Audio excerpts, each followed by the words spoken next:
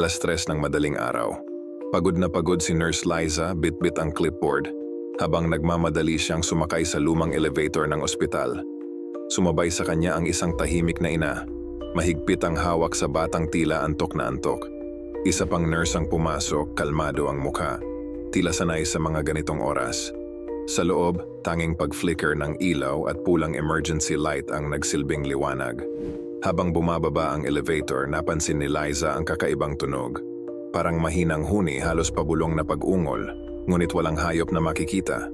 Napatingin siya sa pulseras ng bata. May nakasulat na pangalan, ngunit parang may gasgas na itim sa gilid nito. Nagsimulang lumamig ang paligid. Tila may malamig na hangin na dumaan sa kanyang batok. Napansin niyang pare-pareho silang may itim na marka sa wrist tag, isang kakaibang palatandaan na hindi niya maintindihan. Walang nagsasalita, ngunit ramdam niya ang bigat ng presensya sa loob ng maliit na espasyo. Sa salamin ng elevator, sumilip ang anino ng isang nilalang na hindi nila kasama, isang aninong tila sumusunod sa bawat galaw nila. Sa isang iglap, bumukas ang pinto, tila walang nangyari, ngunit alam ni Liza may lihim na naiwan sa loob ng elevator.